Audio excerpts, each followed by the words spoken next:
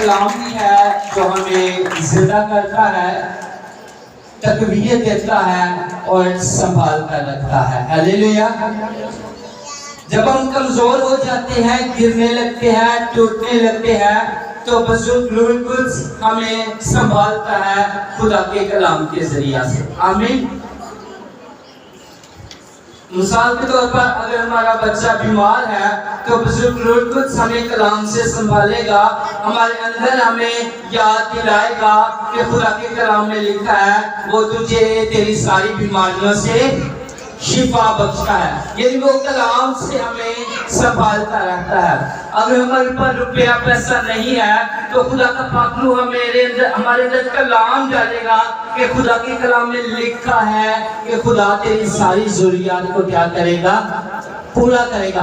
अगर हमें खौफ आता है तो पाकलू हमारे अंदर खुदा का कलाम डालता है कि खुदा के कलाम में यीशु मसीह ने यूहन्ना से कहा था खौफ ना कर। यानी कि पाकलू भी हमें मजबूत करने के लिए, हमें तकवीयत देने के लिए, हमें रूहानी तौर पर जिंदा करने के लिए खुदा के कलाम को हमारे अंदर डालता है और खुदा का कलाम हमें मजबूत करता जाता है। आमीन। सो आज मेरे और आपके लिए इंतहाई खुशी का मौका है कि हम आज खुदा की पाक मेज में शामिल होने वाले हैं। आमीन।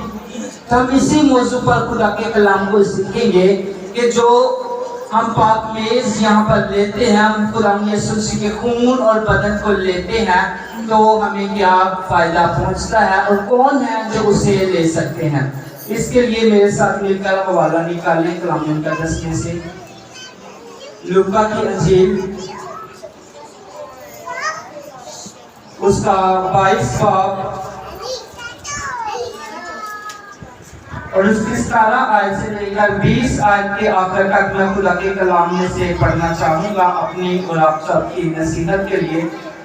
फिर उसने प्याला लेकर शुक्र किया और कहा कि इसको लेकर आपस में बांट लो, क्योंकि मैं तुमसे कहता हूँ कि अंगूर का ये शीरा अब से कभी ना पीऊंगा जब तक खुदा की बादशाही ना आ ले। फिर उसने रोटी ली और शुक्र करके तोड़ी और ये कहकर उनको दी कि ये मेरा बदन है जो तुम्हारे वास्ते दिया जाता है, मेरी यादगारी के लिए यही किया करो। कलाम के पढ़े और सुने जाने के वसीला से खुदा हम सबको बड़ी बरकत दे। इस हवाले को जब भी मैं पढ़ता हूँ तो एक चीज जो मुझे इंतहाई खुदा यीशु मसीह की अच्छी लगती है, जो मेरी बरकत का सबब है, जो खुदा यीशु मसीह के प्यार और मोहब्बत को जाहिर करती है, वो ये है फिर उसने प्याला लेकर शुक्र किया। क्या किया? अगर आज आप में से या मुझे या किसी इंसान को पता चल जाए कि आज से 3 दिन तक के बाद तुझे मार दिया जाएगा, तो वो शख्स क्या करेगा? वो शख्स फिक्रों में होगा।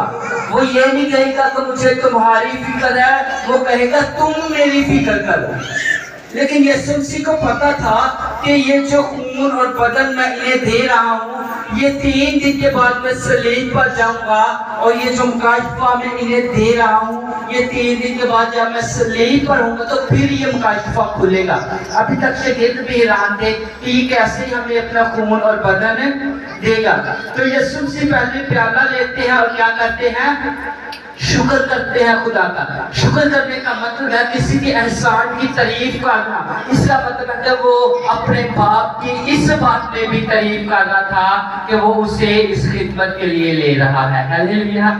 ये है खिदमत में पेश होना कि खुदा यीशु मसीह अपनी जान देने के लिए तैयार हो रहे हैं। वो पेश नगोइयां कर रहे हैं कि मैं पकड़वाया जाऊंगा और मसलूब किया जाऊंगा, 3 दिन के बाद कब्र में से जी उठूंगा और तुम इस शक्ल को ढा दो और 3 दिन में बन जाएगी। और इन सारी चीजों के साथ परेशान नहीं हो रहा। ये मेरे और आपके खुदा यीशु मसीह की अलहियत है। हालेलुया।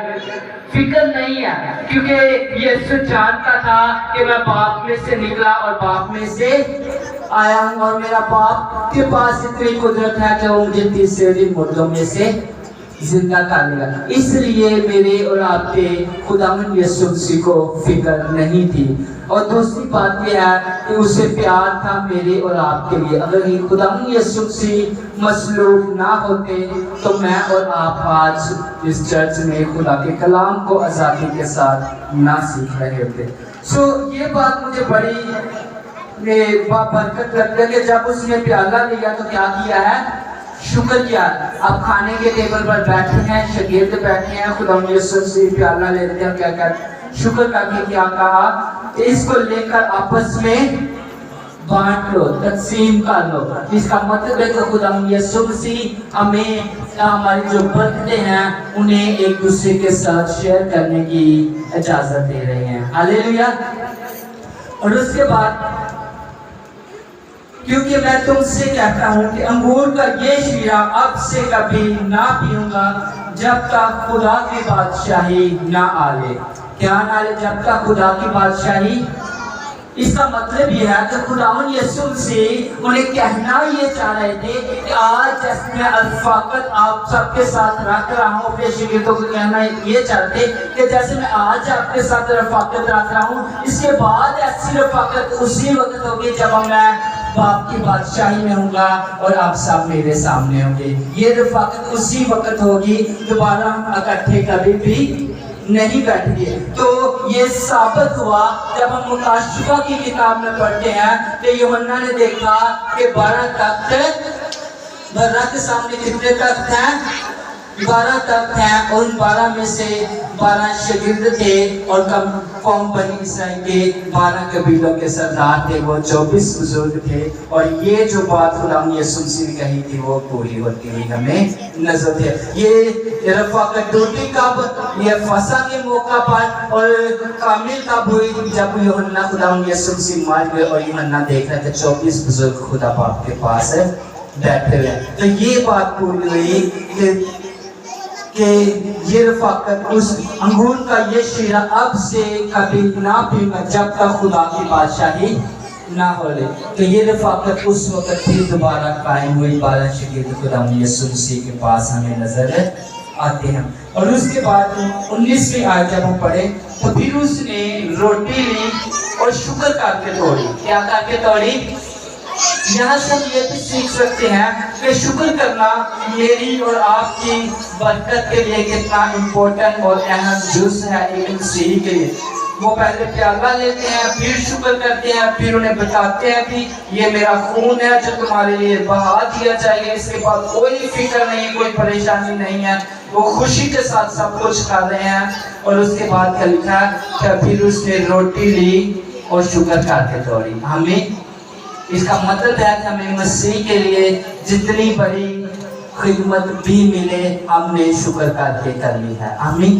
وہ یہ خدمت تھی خدا یسوع مسیح کہ اس کے ساتھ جو ہونا تھا وہ پیش ہوئے, اس مکاشفہ کو اپنے شاگردوں پر ظاہر کر رہے تھے اور ساتھ ساتھ خدا باپ کی شکر گزاری کر رہے تھے.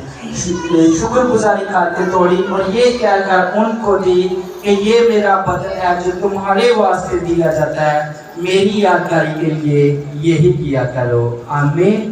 اور اس کے بعد پھر شکر کرتے ہیں اور سب کچھ بتا کے پھر حکم دے رہے ہیں. اور اس وقت یہ حکم متی, مرکز, لوکا, یوحنا اور کرنتھیوں کے خطوط میں 5 کتابوں میں یہ حکم جو ہے وہ لکھا گیا ہے. لیکن آج جب یہ خطوط ہم پڑھتے ہیں, ہم ان اناجیل کو سن رہے ہیں, یہ مکاشفہ میرے اور آپ کے ساتھ کھلا ہے, تو پھر یہ حکم میرے اور آپ کے لیے ہے کہ میری یادگاری کے لیے ایسا ہی کیا کرو. یہ ہم جو شاید پانی لیتے ہیں, ہم ایک تو اس بات کی یاد دہانی کرتے ہیں کہ میرے اور آپ کے یسوع مسیح نے میرے لیے اپنا لہو بہایا تھا, یسوع مسیح نے میرے لیے اپنا خون بہایا تھا. تو دوسری بات جو الفاظ خدا یسوع مسیح کے منہ سے نکلے تھے وہ ان الفاظوں کو ہم پورا کرتے ہیں. آمین. اور یہ خدمت ہے کہ ہم یسوع مسیح کے منہ سے نکلے ہوئے الفاظوں کو 9 باب اور اس کی 14 آیت سے میں خدا کے کلام کو پڑھنا چاہوں گا. پھر مسیح کا خون جس نے اپنے آپ کو ازلی روح کے وسیلہ سے खुदा के सामने बेऐब कुर्बान कर दिया, हमारे दिलों को मुर्दा कामों से क्यों ना पाक करेगा, ताकि जिंदा खुदा की इबादत करें। आमीन। ये जरूरत थी अब्रानियों उसका 9 बाब और उसकी 14 आयत। ये जरूरत थी कि खुदा यीशु मसीह अपना खून खुद खुशी के साथ दे रहे थे। तो यीशु मसीह का और तो मसीह का खून जिसने अपने आप को अज़ली रूह के वसीला से खुदा के सामने बेऐब कुर्बान कर दिया, तो तुम्हारे दिलों को मुर्दा कामों से क्यों ना पाक करेगा। आमीन। यानी कि पौलुस रसूल ये बता रहा है कि खुदावंद यीशु मसीह ने अपना खून अपना बदन इसलिए दिया कि हम मुर्दा कामों से पाक हो जाएं। हम क्या हो जाए? मुर्दा कामों से पाक हो जाएं, क्योंकि खुदावंद यीशु मसीह के खून और गोश्त में ये ताकत है कि अगर आज हम मुर्दा काम है, हमारे हम रूह में जिंदा नहीं, हम कमजोरी की हालत में आए, तो खुदा का लहू हमें जिंदा करने की, तकवीयत देने की और जोर देने की ताकत रखता है। आगे लिखा है कि वसीला से खुदा के सामने बेऐब कुर्बान कर देता कि हमारे दिलों को मुर्दा कामों से क्यों ना पाक करेगा। पौलुस कहता है कि ये लहू है जो हमारे दिलों को मुर्दा कामों से पाक करके जोरावर बनाने की ताकत रखता है कि जिंदा खुदा की इबादत करें। अब मकसद क्या है?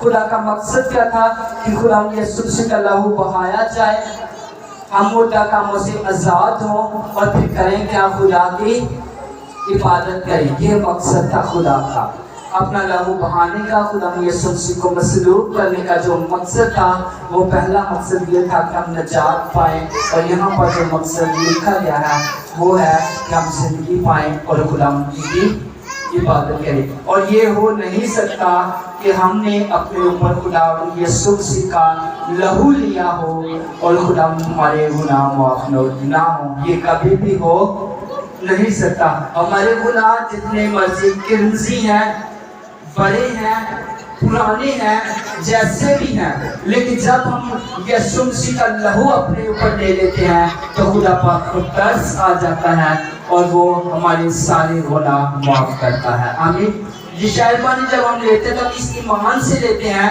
कि हम यीशु मसीह का खून और बदन अपने बदन में ले रहे हैं ताकि हम पाक हो जाए। एक दुनियावी मिसाल दूंगा कि माँ बाप सब कुछ देख लेता है लेकिन अपने बेटे या अपनी बेटी का लहू बहता हुआ नहीं देख सकता। क्या नहीं देख सकता? लहू बहता हुआ नहीं देख सकता। बेटियां माएँ बैठी हुई हैं, भाई बैठे हुए हैं, अगर आप कोई काम कर रहे हैं अपने घर में और आपका बेटा जब चोट लगवा देता है और उससे खून बहना शुरू हो जाता है, तो क्या आप करते हैं कि क्या बहन क्या जाके जब मैं आटा गूंद रही हूँ, मैं आटा गूंद लूँ, बाद में पकड़ूंगी? कैसे होता है? हाँ जी। अगर आप आटा गूंद रही हैं, आपकी छोटी बेटी हाथ पर छुरी लगवा लेते हैं, किसी भी तरह से उसका खून निकलने लगता है, क्या आप ये बैठे कि अच्छा मैं आटा गूंद लूँ फिर पकड़ूंगी? नेवर। अब जो ही देखते हैं कि बेटे या बेटी का खून बहना शुरू हो गया है, तो आप जो भी काम कर रहे हैं वो फौरन से छोड़ते हैं और उसको संभालते हैं कि आप अपनी औलाद का बहता हुआ खून कभी भी देख नहीं सकते। या भाई हैं, अगर आप काम पे आपके बेटे को चोट लगते हैं तो आप सबसे पहले क्या करेंगे? काम करेंगे या काम को वही छोड़ देंगे?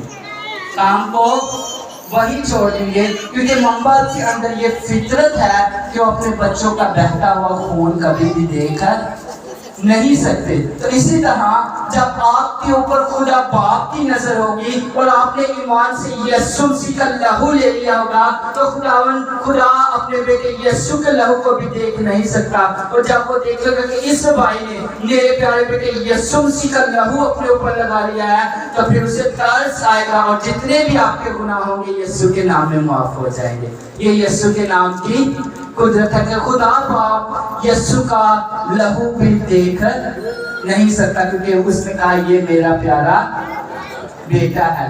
तो जब हम यीशु मसीह का लहू ले लेते हैं तो खुदा बाप को हम पर तरस आ जाता है, उसका भी दिल पिघलता है। हाँ, ये वही बेटा है, वही भाई है, वही एल्डर साहब है, वही फादर साहब है जिसने मेरे बेटे यीशु मसीह का लहू लिया है, जो मेरे प्यारे बेटे यीशु मसीह के लहू को अपने ऊपर लेता है। अब मैं इसके गुनाह क्या कर दूंगा? माफ करूंगा। अदरवाइज गुनाह मुआफ़ी का कोई तरीका नहीं है। गुनाह माफ करवाने का एक ही तरीका है, हम खुदा यीशु मसीह के लहू को अपने ऊपर ले लें। आमीन। और वो लहू जब हमारे ऊपर लगाया जाता है तो हमारे गुनाह माफ हो जाते हैं और खुदा हमें मौत से भी बचा लाता है। और इस बात की तस्दीक हमें मिलती है खरूज की किताब में। और जब ईद फसह पर खुदा ने कहा कि तुम हर कबीले का एक एक बकरा लेना और तुम उसे ज़िबा करना और हर घर की चौखट पर उसका लहू लगाना, और मौत का फरिश्ता जब गुजरेगा तो जिस घर की चौखट पर उसे बकरे का लहू नजर आएगा वो उसे छोड़ता जाएगा। और असल में वो बेनैब भर्रा खुदा यीशु मसीह था। हालेलुया। आज भी जिस जिंदगी पर खुदा बाप को अपने बेटे यीशु मसीह का लहू लगा हुआ नजर आएगा वो उसे छोड़ता जाएगा। हमें वो उसके गुनाह माफ करता जाएगा, वो उसकी गलतियां माफ करता जाएगा और वो उसे अपना बेटा और बेटी बनाता जाएगा। इसलिए हम यीशु मसीह का खून जो है वो लेते हैं। और कलाम मुक़द्दस में एक और चीज लिखी है जिसमें हमें गौर करनी है। लिखा है कि कुछ लोग शायद पानी लेते हैं लेकिन नामुनासिब तौर पर। क्या लेते हैं, इसका क्या मतलब, हम इसको सीखेंगे। नामुनासिब तौर पर पहले मैं छोटी सी दवाई कौन लेता है? हाँ जी, मतलब बुजुर्ग कहते हैं मेडिसिन वो लेता है जो क्या होता है, यीशु मसीह का लहू वो लेगा जो गुनहगार है ताकि वो अपने गुनाहों से आजाद पाए। इस बात का ये मतलब नहीं है कि हम गुनाह में हैं, हम गाली गलौज कर रहे हैं और हमारी जिंदगी मजबूत नहीं तो हम शायबानी नहीं। शायबानी लेंगे, दवाई लेंगे तो तंदुरुस्त होंगे, अगर दवाई नहीं लेंगे तो तंदुरुस्त कैसे होंगे? यीशु मसीह ने कहा कि बीमार को तबीब की जरूरत है। तो इसका पहली बात कि गुनाह अगर आपकी जिंदगी में आप कमजोर है रूहानी तौर पर तो आपने शायबानी लेनी है ताकि आप जोर पा जाएं। और जो नाम नासिब लिखा हुआ ना कि नाम नासिब तौर पर, उसकी एक और वजह है। उसकी वजह कलाम मुक़द्दस में लिखा है कि तुम खुदा के प्याले और शैतान के प्याले दोनों में से पी नहीं सकते। ये सबब है। अगर एक बंदा यहाँ पर आता है वो शायबानी लेता है और उस खुदा का खादम जहाँ से भी वो लेता है वो उसके सामने एक अल्फाज दोहराता है जो खुदा के कलाम के ऐन मुताबिक है।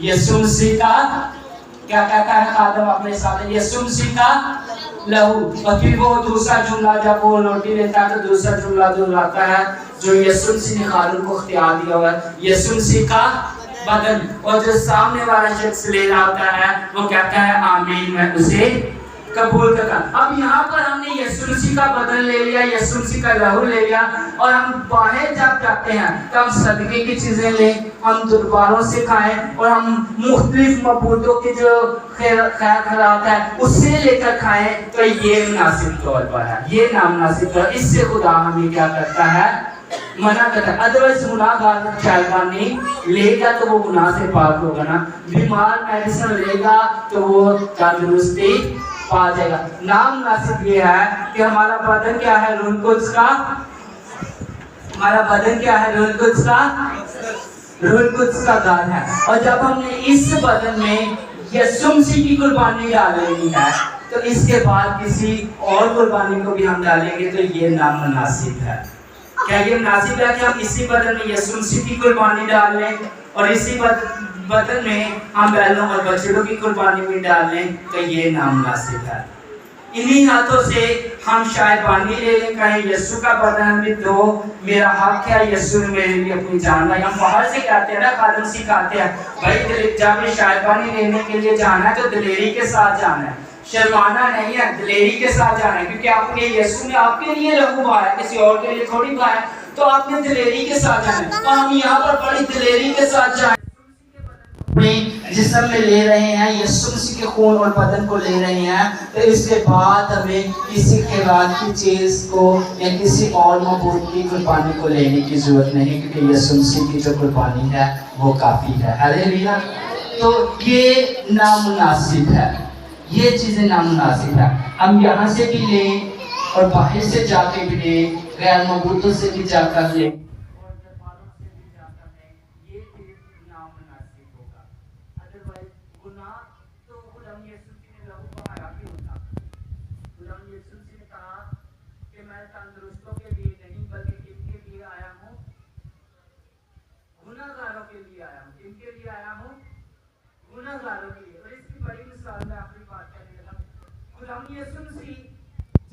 गुनाहगार के पास जाते थे, उसे क्या कहते थे? जा तेरे गुनाह। वही यीशु जब फकीर फरीसियों के पास जाते थे जो शरा के आलम थे, तो उन्हें कहते थे तुमसे फिरी हुई कब्र और अपने गुनाहों में मरोगे। इसका मतलब है यीशु मसीह गुनाहगारों के लिए आया था, जो बहुत से दबे हुए थे उनके लिए आया था। और ये शायबान की रस्म जिसमें हम शामिल होते हैं, और आप गुनाह के सबब से कमजोर हैं तो आप इसे लेंगे तो यीशु के नाम से आप तकलीफ पाएंगे। हालेलुया। क्योंकि इससे बड़ी और कोई मेडिसिन नहीं है जो आपको तंदुरुस्त कर सकती है। तो इसलिए हमने इससे नामुनासिब तौर पर नहीं लेना, बल्कि हम अपने गुनाहों की हालत में, गुनाहों की कमजोरी की हालत में तो ले सकते हैं। और उसके बाद तीसरी चीज, इसे ले कौन सकता है? कलीसिया में से कौन शायबानी ले सकता है? हर वो शख्स जिसने यीशु मसीह को अपना शख्सी निजात देना कबूल किया है, वो शायबानी ले सकता है। हालेलुया। इसमें उम्र की कोई तमीज नहीं है। वो बच्चा जिसे पहचान हो चुकी है ना कि यीशु मसीह मेरा शख्सी निजात देना है, जिस पर ये मुकाशफा खुल चुका है कि मेरे गुनाहों की मुआफी यीशु मसीह के लहू से है, वो शायबानी ले सकता है। जिस बच्चे को अभी तक मुकम्मल तौर पर इस चीज का इल्म नहीं, वो शायबानी नहीं ले सकता। तो अगर आपने यीशु मसीह को अपना शख्सी निजात दहिंदा कबूल किया है, आप उसकी कुर्बानी पर ईमान रखते हैं, तो फिर आप शायबानी में शामिल हो सकते हैं। खुदा इस कलाम के वसीला से हम सबको बड़ी बरकत दे। आमीन। अपने सर को झुकाएं। तो सबसे पहले खुदा यीशु मसीह की कुर्बानी के लिए उसकी शुक्रगुजारी करें। इसे कहें बाप, फकत इस पर बेटा पहले से मुक़द्दस सलीब पर मसलूब हो गया ताकि मैं जिंदगी पाऊं और कसरत पाऊं। खुदा बाप विनती करता हूँ यीशु मसीह के नाम से, आज जब हम सब मिलकर तेरे प्यारे बेटे यीशु मसीह के खून और गोश्त को लेते हैं, तो हमारा ईमान है कि खुदा यीशु मसीह का खून और गोश्त हमें तक़वियत देता है और मजबूत करने की ताकत रखता है। मसीह यीशु के नाम में आमीन।